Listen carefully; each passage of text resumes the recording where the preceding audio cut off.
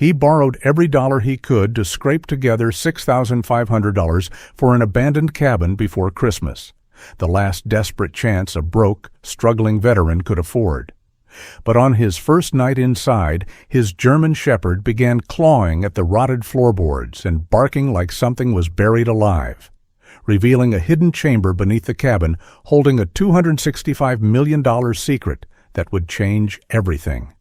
Before we begin, please take a moment to subscribe to my channel and let me know where you're watching from in the comments below. Your support truly means the world to us.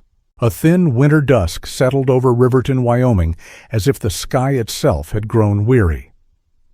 Inside a battered trailer at the edge of town lived Evan Brooks, a former soldier in his early 40s whose face carried the quiet exhaustion of a man who had fought too many battles, some on the field and many afterward within himself.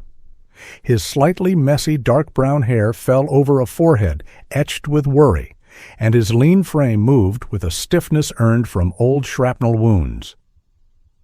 The ceiling leaked again, droplets tapping rhythmically into a dented pot.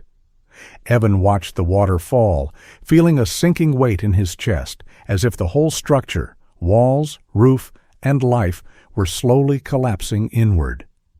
Even breathing felt like effort in the cold air that crept through cracked seams. The only warmth in the space came from Ranger, his black and white German shepherd, 4 years old, alert and muscular, with intelligent amber eyes that rarely left his owner's face.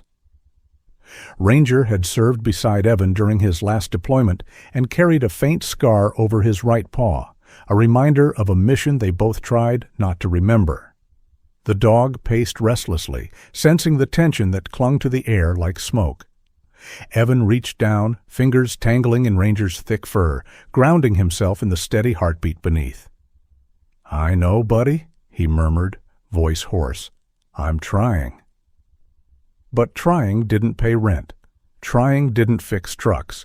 Trying didn't keep the world from shrinking to a single failing trailer on borrowed land. His shoulder throbbed again, the familiar burning ache that flared whenever the temperature dropped. He gripped the counter until the pain eased, blinking back the dull sting. It was always like this. The cold worked its way through the thin trailer walls and into his bones, dragging memories he didn't want. Nights overseas, sandstorms, the flash of explosions that left after images he still saw sometimes when he blinked too fast. He had once imagined that coming home would bring peace. Instead, he found bills stacked like fallen dominoes and a loneliness that no training had prepared him for. Ranger nuzzled his knee again, sensing the spiral forming. Evan exhaled shakily, gathering scattered dishes from the table just to keep his hands busy. Then came the sound, a sharp slap of paper against metal. Evan opened the door, and cold air swept in, carrying the smell of snow. On the door hung a bright red eviction notice. Final warning, 10 days to pay or vacate. He stared at it, jaw tightening. 10 days. 10 days to come up with money he didn't have, while the roof leaked, the heater sputtered, and the truck sat dead outside like a broken promise. Shame prickled at him. He'd survived firefights, ambushes, storms that tore tents clean off the ground. Yet he felt powerless before a piece of paper taped to his own door. Evan slid down the wall, sitting on the cold floor. Ranger sat beside him, head pressed to his shoulder, a silent vow of companionship in a world that had moved on without him. As night deepened, the wind rattled the thin walls. Evan forced himself up and began cleaning, opening drawers he hadn't touched in months. Maybe something could be sold, old tools, spare parts, anything. Ranger followed him, tail low, ears turning at every clatter. Evan found faded notebooks, broken flashlights, a dull pocket knife. Then, buried beneath a mess of envelopes, he uncovered an old manila folder. Inside were county property lists, documents he barely remembered receiving, probably given to him during a job search months earlier. One page was titled, "Delinquent Tax Properties, Fremont County." Dozens of foreclosed houses, abandoned cabins, forgotten lots. He almost laughed. "I can't even afford decent groceries," he muttered. But he kept reading. Something, instinct, desperation, maybe stubborn hope, told him not to stop. And then he saw it. A small cabin in Copper Ridge, listed at a price so low it seemed like a typo. A weathered structure tucked against pines and stone, forgotten by most of the world. Evan stared at the grainy photo, feeling a pull he couldn't explain. Maybe it was the isolation, maybe the quiet, maybe the thought of a place that wasn't falling apart. For the first time in months, a faint spark stirred within him. Something like direction, something like fight. Ranger stepped closer, placing a paw on Evan's boot, as if sealing an unspoken pact. Evan swallowed hard, lifting his gaze toward the dripping ceiling. "Tomorrow," he whispered, "we're going to see it." And in that cold, leaking trailer, with a storm rising outside, the smallest ember of change began to glow. The morning after the storm, Evan drove the wheezing truck north toward Copper Ridge, its engine coughing through every incline as if protesting the journey. Ranger sat upright in the passenger seat, ears perked, eyes fixed ahead with the intensity of a guardian who believed every mile mattered. The mountains rose in quiet blue layers, and Evan felt a restless tug in his chest, a blend of hope and dread that made his pulse unsteady. He had spent most of the night staring at the property listing, memorizing the grainy photograph of the small wooden cabin perched against the tree line. It wasn't much, didn't even look livable, but it was the only thing in the county he could afford to dream about. When they reached the courthouse auction room later that afternoon, Evan felt the weight of a dozen polished eyes scanning over him. He looked out of place among the wealthy bidders in fitted jackets and glossy shoes. His flannel shirt was frayed at the cuffs, and his hair, dark brown with a streak of gray over the left temple, was still damp from melted snow. Ranger waited obediently outside with his leash tied to a bench, the dog's sharp black and white fur ruffled by the cold breeze. Inside, the air smelled faintly of paper and old carpet. A clerk with wiry red hair and round glasses, Mary Henson, a kind but weary woman in her late 50s, handed Evan a bidder number with a sympathetic glance, as though she sensed the desperation beneath his calm exterior. The auction moved quickly. One property after another was snapped up by investors, whispering fast calculations. But when the auctioneer announced, "Lot 47, Cedar Cabin, Copper Ridge," opening bid $6,500, the room fell into a hush, heavy enough to feel like a warning. Whispers stirred. Old rumors about the previous owner, Julian Hale, a reclusive painter who had vanished 20 years earlier. Some said he'd run from debts. Others claimed the cabin was haunted or cursed. Evan felt the room leaning away from the listing as though it carried a chill. No hands rose, no murmurs of interest. The auctioneer sighed impatiently. $6,500. Do I hear 6-6? Anyone? Evan's heart hammered. The money he carried came from years of saving scraps and an unexpected loan from Mrs. Linda Carter, a retired librarian with silver curls and warm brown eyes who lived next to the trailer park. A gentle, thin woman in her 70s, Linda had watched him struggle quietly and offered help with the calm insistence of someone who had known loss herself, a widow who had once confessed that loneliness made her generous. She believed in him when he didn't. And now her belief sat in his shaking hands. Before he could talk himself out of it, Evan raised his bidder card. "One bid for $6,500, the auctioneer said sharply. "Going once, going twice." The silence was absolute. Sold. When Evan stepped outside, Ranger greeted him with an eager bark, tail stiff with excitement. Evan knelt, burying his fingers in the dog's thick coat.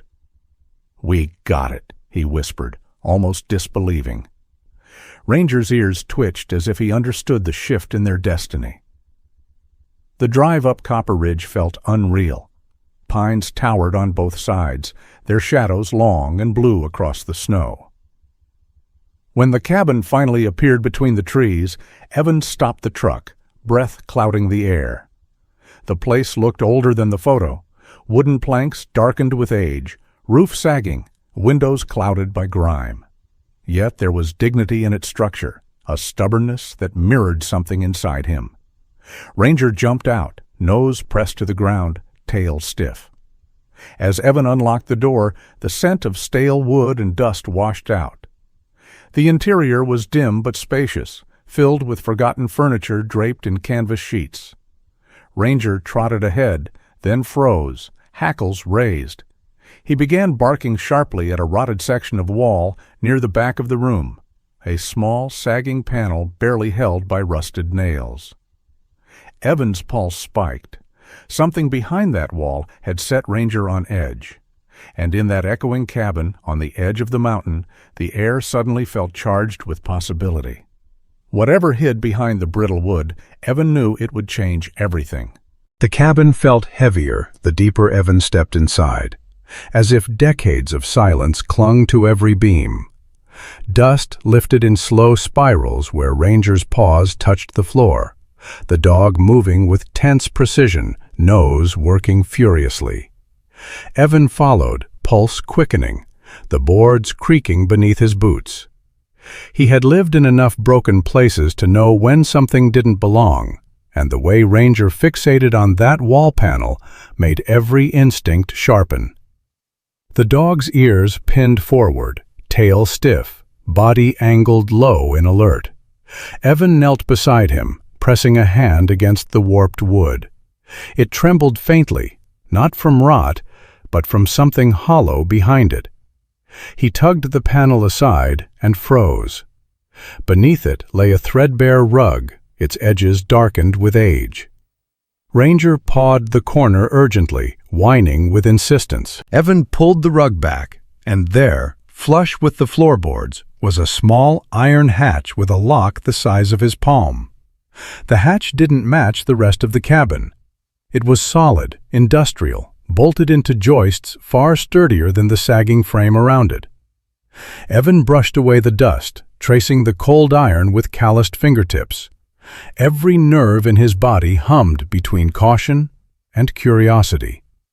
The keyhole was narrow, old-fashioned, designed for a long, antiquated key. Ranger paced in circles, each step agitated, as if urging Evan forward. Taking a breath, Evan wedged a crowbar into the hatch seam. His shoulder burned from the strain, the old injury screaming, but he pushed harder until the rusty lock snapped with a crack that echoed beneath the floorboards. The hatch lifted slowly, exhaling a gust of stale, cold air from the darkness below. A wooden staircase descended sharply, every step damp and splintered. For a moment, Evan considered turning back. The air smelled of cedar and thyme, mixed with something metallic, preserved, untouched. But Ranger stepped onto the first stair without hesitation, looking back at Evan with a confidence that felt like a challenge. With a muttered curse under his breath, Evan followed, gripping the wall for balance as the stairs groaned under his weight.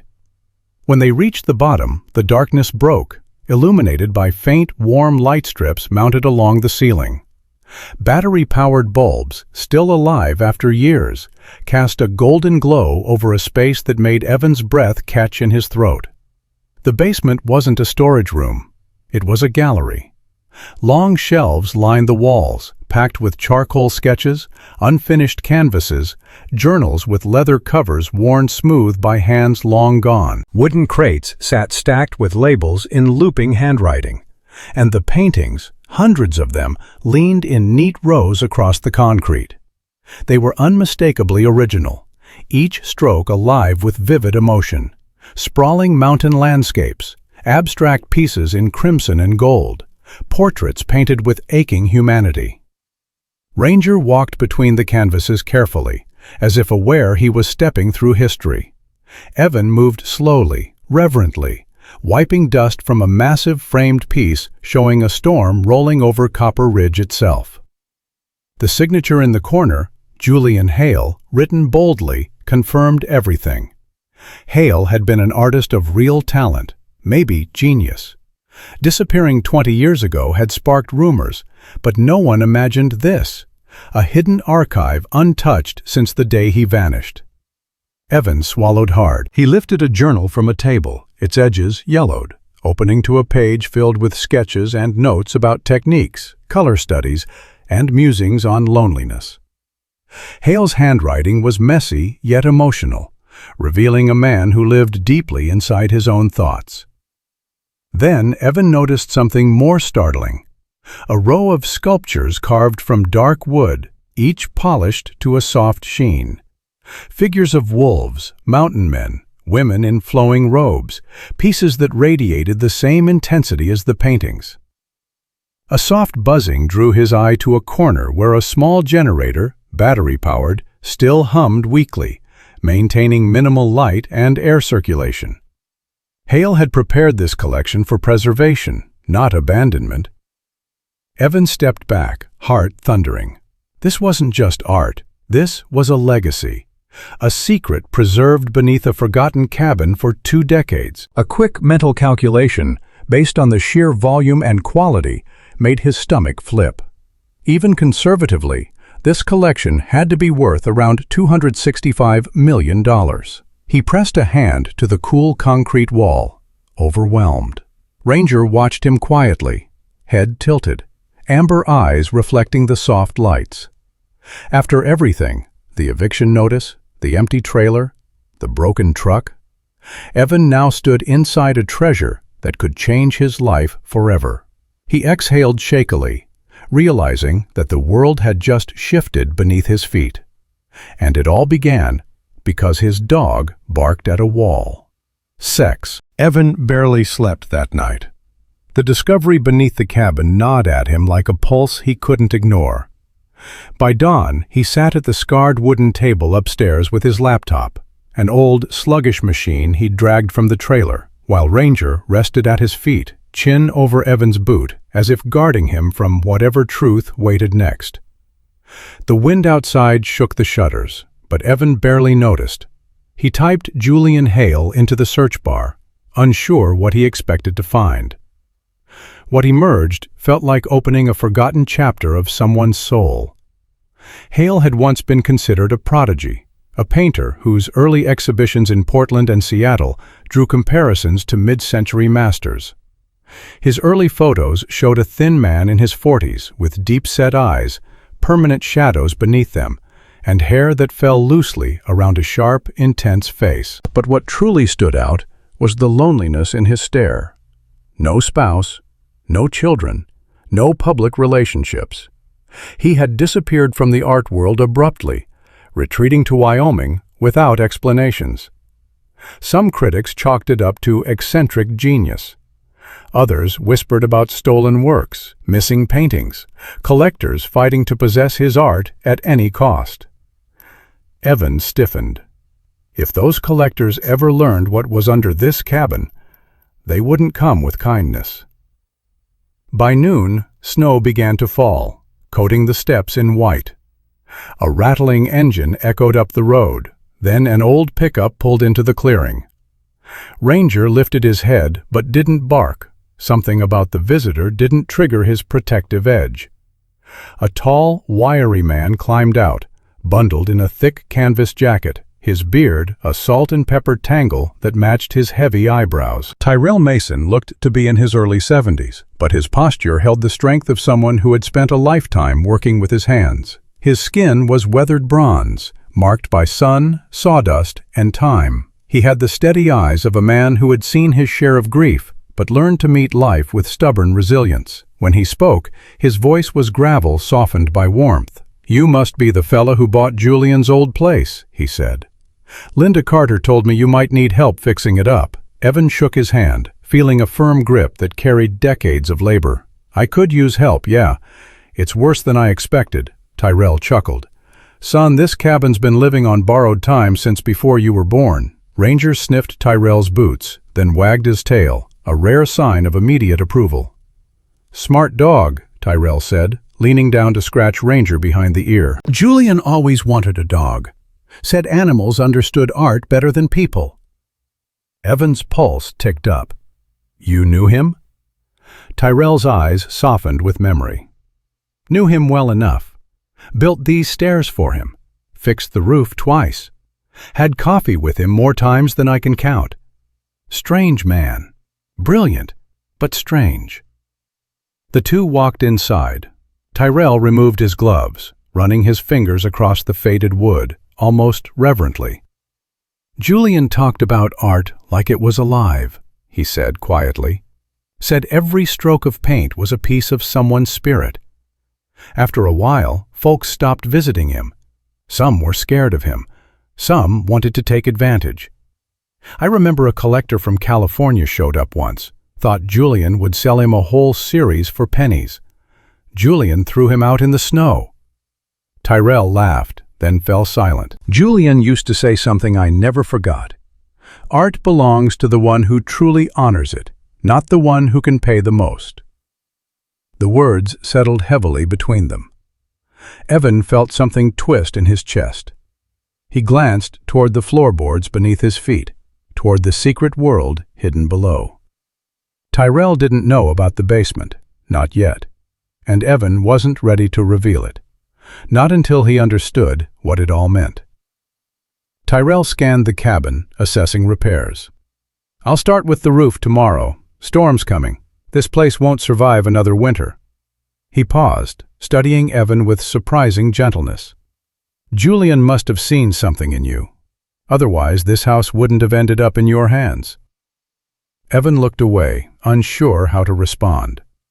He didn't believe in fate, but something about this place felt intentional, like a message waiting for the right person to find it. As Tyrell stepped back into the snow, Ranger pressed to Evan's side. The dog sensed the shift, the weight of the past closing in, the path ahead widening with impossible questions. Evan watched Tyrell's truck rumble away, Hale's words echoing in his mind. Art belongs to the one who honors it. And now, that responsibility rested with him. Sex. The storm arrived 2 nights later, dragging a restless wind that scraped against the cabin walls like fingernails. Evan sat at the kitchen table, surrounded by scattered notes about Hale's work, trying to figure out what to do with a $265 million secret he had no roadmap for. Ranger lay near the door, muscles tight, ears flicking at every sound the forest made. Evan sensed the tension in the dog long before he sensed the danger himself. Ranger only acted like this when something was wrong. Evan tried to focus, but an unease slowly crept up his spine, the kind he had learned to respect during deployments overseas. Nothing good ever followed silence this heavy. He had barely stepped outside the next morning when he saw footprints in the fresh snow. Too many, too close to the cabin. A dark SUV sat parked at the bottom of the hill, polished and unmistakably expensive. A tall man in a charcoal coat approached, his slicked back blonde hair unmoved by the wind, his sharp jaw and cold blue eyes revealing the practiced confidence of someone used to getting whatever he wanted. Gregory Vaughn, a well-known art dealer whose face Evan had seen in news articles before, introduced himself with a polished smile that never reached his eyes. "Word travels," he said calmly. "Especially when a lost genius's entire archive suddenly resurfaces." Evan stiffened, realizing the secret was slipping beyond his control. Vaughn made an offer on the spot, an offer dripping with money, but laced with entitlement. And when Evan refused, the man's smile thinned into a warning. "Art doesn't belong to amateurs, Mr. Brooks, and people like me, we don't lose." That same afternoon, 2 more strangers arrived. Then another the day after that. Collectors, dealers, men with thick coats and thin morals. Some pretended to be friendly, some tried to bully him, and one, a stocky man with a crooked nose and tattooed hands, waited until evening to corner Evan behind the cabin and whisper a price into his ear, one that came with threats hidden beneath the numbers. The pressure built like a vice around Evan's ribs. The cabin, once a sanctuary, began feeling like a trap. And the worst part was knowing that if these people discovered the basement itself, he wouldn't be able to stop them. The real danger struck at midnight. Evan woke to Ranger growling, low and vicious, the sound vibrating through the room. The cabin door creaked downstairs. Evan grabbed a metal pipe from beside the bed and moved slowly, Ranger at his side, fur bristling like a storm. A dark figure stood near the basement hatch, flashlight in one hand and a knife in the other. Before Evan could shout, Ranger lunged with terrifying precision. The intruder swung wildly, the knife slicing the air where Evan's shoulder had just been. Evan tackled the man, the impact rattling through the weak floorboards. Ranger snapped and pinned the attacker until the man scrambled free and fled into the woods, leaving only the echo of his footsteps and the metallic scent of fear behind him. The incident left Evan shaken. He had survived combat zones, but this, fighting for something he didn't even fully understand, felt more destabilizing than any battlefield. The next morning, things got worse. A thick envelope arrived, delivered by a courier in a crisp suit. Inside was a lawsuit from Elias Rowan, a billionaire collector rumored to operate half inside the law and half outside it.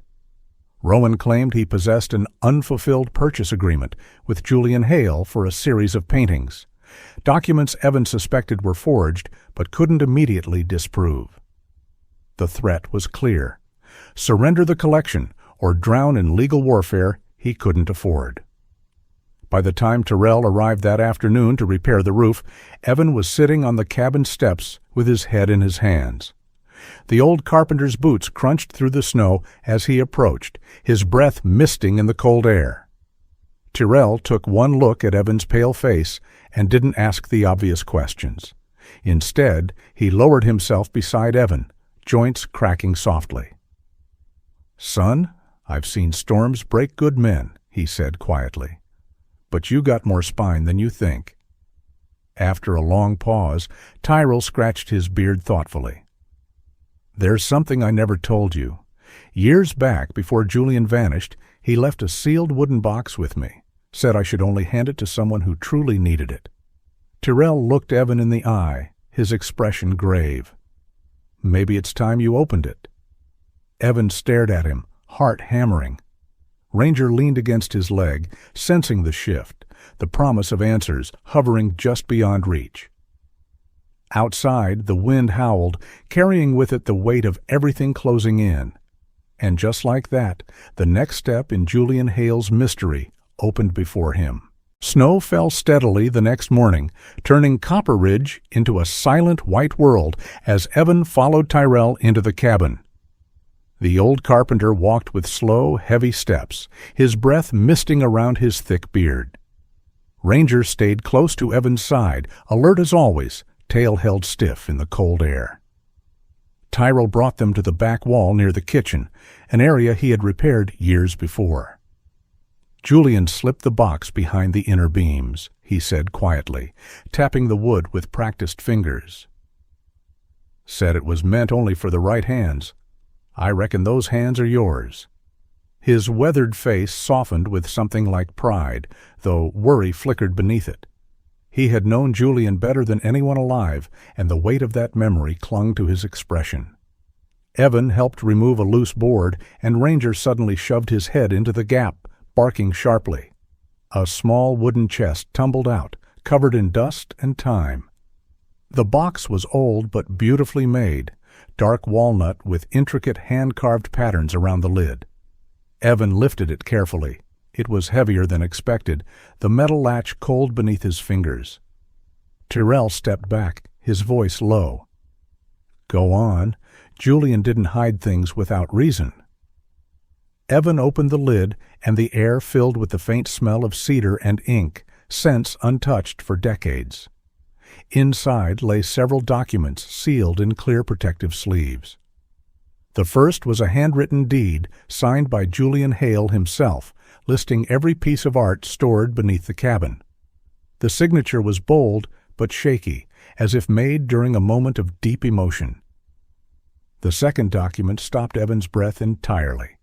A legal contract dated 21 years earlier, prepared by attorney Samuel Crowley, a lawyer from Cheyenne, known at the time for handling estate disputes.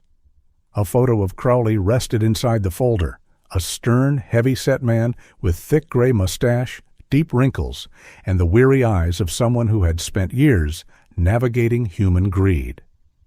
Though Crowley had passed away years prior, his paperwork remained immaculate. His notary seal gleamed beneath the lamplight, proof of legitimacy. The contract was clear. If Julian Hale did not reclaim the property or collection within 20 years, all assets, tangible and intellectual, would transfer to the legal owner of the Copper Ridge cabin. Another handwritten note, tucked between the pages, read, "Art should never be swallowed by the rich. Guard it, share it, let it outlive us." Evan exhaled shakily. Julian had hidden not chaos, but intention. This was a legacy meant for someone who would honor it. 2 weeks later, Evan found himself standing in a courthouse in Lander, Wyoming. The room was large, echoing, its windows tall enough to let in the gray light of winter. Ranger remained outside with Tyrell, who paced with anxious energy. Inside, Judge Miriam Wexler presided over the case. A tall woman in her early 60s with iron-straight silver hair tied into a low knot. Her eyes were sharp, analytical, framed by thin rectangular glasses. Her voice carried the authority of decades in law, each word crisp, deliberate. She had a reputation for favoring truth over influence, something Evan prayed would matter today. Across the room sat the plaintiff, billionaire collector Elias Rowan, dressed in a tailored black suit, his dark hair slicked back. His angular face revealed a man accustomed to winning by pressure, by wealth, or by sheer intimidation. His lawyer rattled off claims about unfinished agreements and intended ownership, waving papers that Evan knew were forged. When Rowan's gaze crossed the room and met Evan's, it was icy, calculated, a predator assessing prey.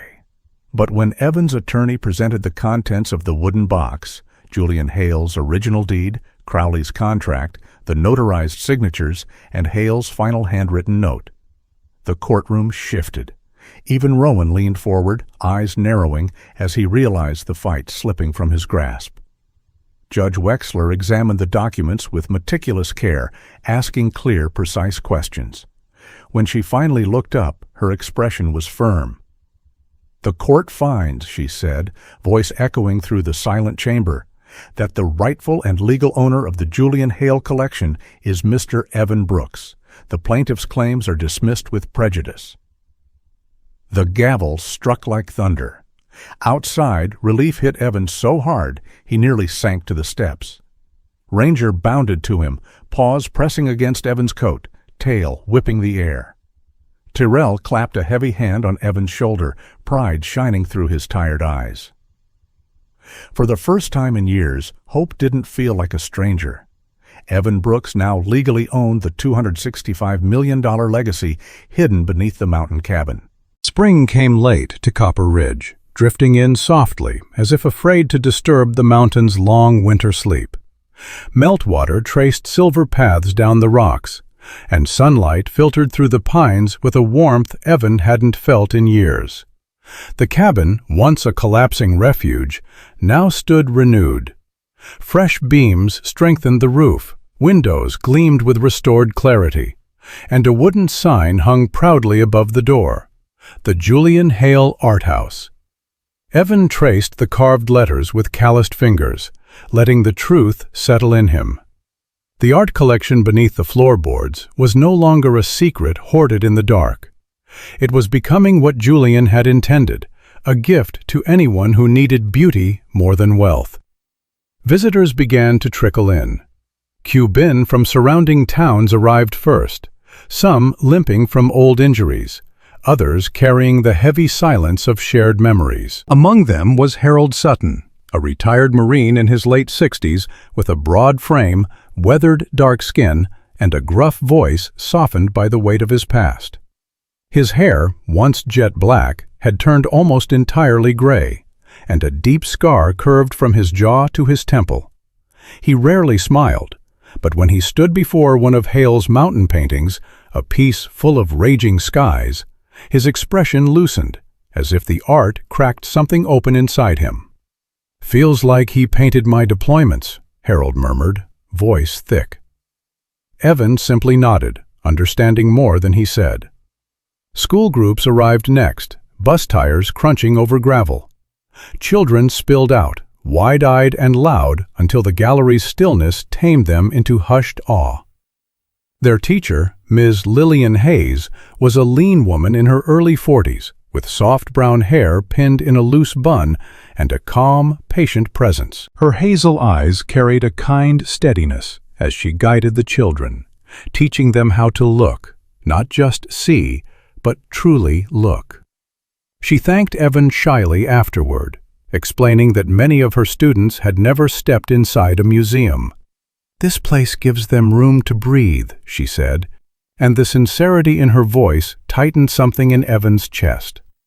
For people struggling financially, Evan opened the doors freely. Locals who had avoided the cabin for decades now wandered its rooms with gentle steps, marveling at the legacy hidden beneath their mountain. Ranger loved them all. The black and white German shepherd trotted proudly between visitors, greeting each with a slow wag of his tail. Children adored him. Veterans trusted him. He became the cabin's gentle guardian, its living symbol of loyalty. Someone even made him a little brass tag that read, "Art House Protector." Outside, the sculpture garden slowly took shape under Mrs. Linda Carter's patient care. Dressed in her usual knitted shawl and sturdy boots, the elderly woman tended each stone path and wildflower patch with the diligence of someone watering a second life. Her silver curls glowed beneath the sunlight as she arranged Hale's wooden carvings between the trees.